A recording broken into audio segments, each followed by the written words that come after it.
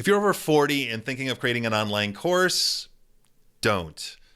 In this video, I'm going to break down why you may not want to be creating an online course first for your business, what to do instead, as well as how to fill up that other offer during today's video. So let's start with the whole online course thing. I get the allure. I've created a number of online courses, dozens of them. I've had over 2,300 students in my recent program I've sold online. So I've been doing this a long time, and I can tell you, if you are launching a new program, a new idea, the place to not start, in my view, is an online course. And the reason for that, and as we're talking about an online course is like a $200 to $1,000 thing, the reason is it's going to be, one, it's going to take time to put together, but two, you're just not going to be able to hit your income goals as easily selling a $200 course or a $500 course as you are selling something else that I want to talk about in this video. And so I get the allure of doing an online course, the passive income.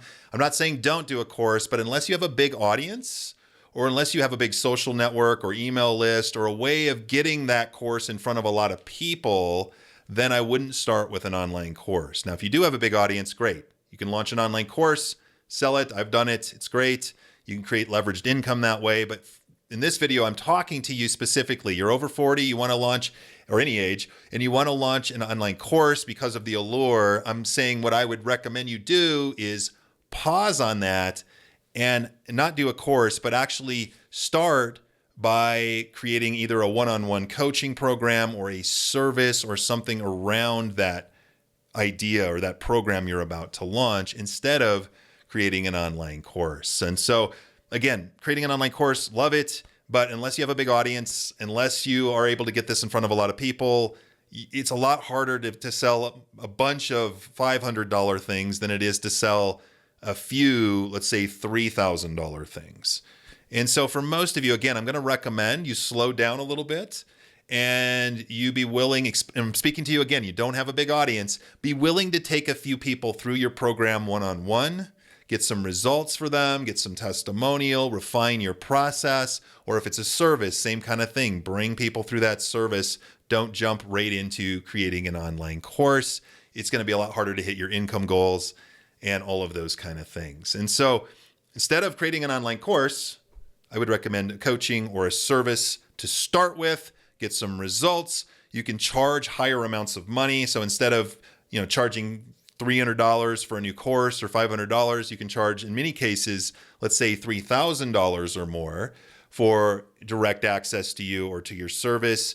It's a lot easier to hit, let's say 6 figures a year doing that, selling more expensive stuff than selling a bunch of smaller courses. So that's why I don't recommend it. Most people just don't have the audience, they don't have the distribution, they don't have the way of getting their course out there in front of enough people. And they spend months building this course and they sell 3 of them or something. They make $600 and they're like, okay, versus going out, getting an actual, premium coaching or service in front of people and making, $3,000 to $9,000 in that same time period. Okay. So what should you do if you're going to buy into the idea, which you should, of starting with a coaching program or a service around your new idea? Again, don't create websites, don't create crazy funnels. Start by basically creating a Google document of your offer.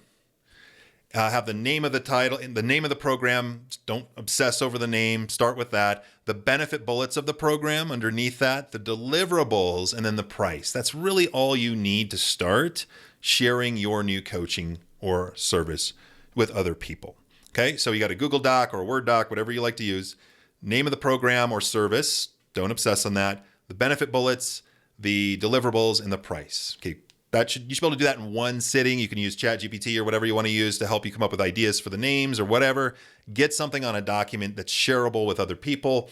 And then what you're going to do, I would recommend you just make a list of, let's start with 10 people in your network that you can go out and reach out to and request what I like to call interview sessions with those people. And so you could reach out to them in the following frame. You could say, hey, so-and-so, it's been a while. I enjoyed seeing you at a conference, whatever.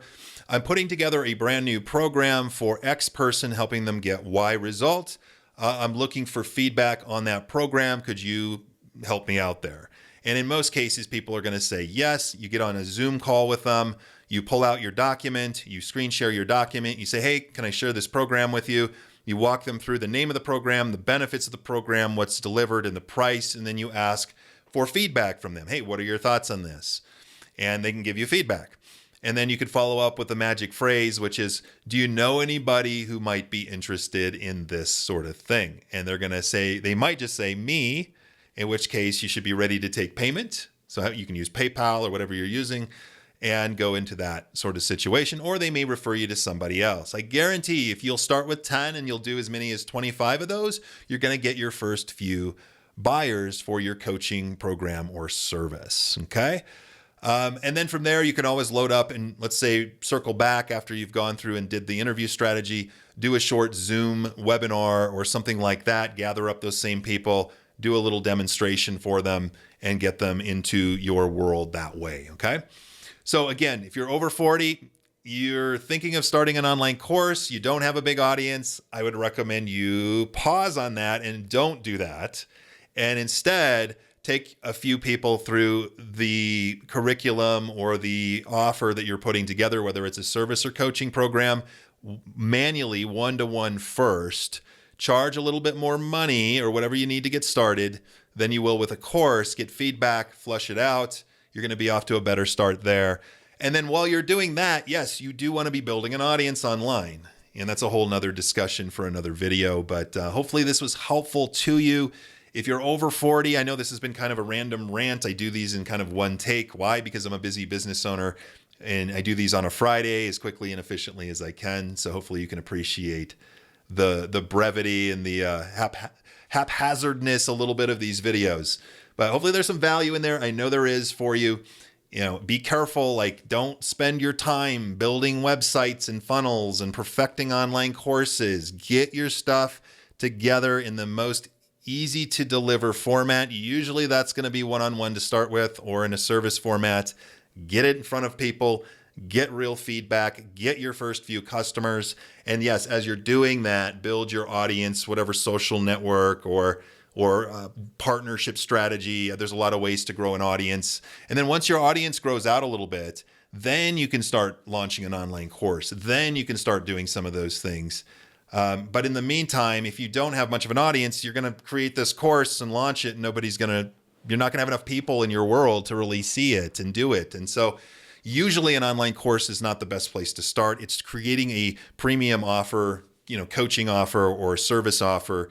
Starting with that, again, you'll hit your income goals much faster if you'll spend, let's say, 6 months to a year selling that offer than selling a course. And again, at the same time, building your audience and building an online following so that when you do want to sell a course, which is a great thing, don't get me wrong, it's leveraged income, but you need a little bit of an audience, a little bit of reach to do that. So anyway, big rant. I've meandered all over the place. Hope there's good value in there. I know there is. If you want to see more videos like this, feel free to hit the like button. Leave a comment below if you want. Check out the description in this video if you want to see more resources from me. And I look forward to ranting and raving on another video for you soon. Take care for now.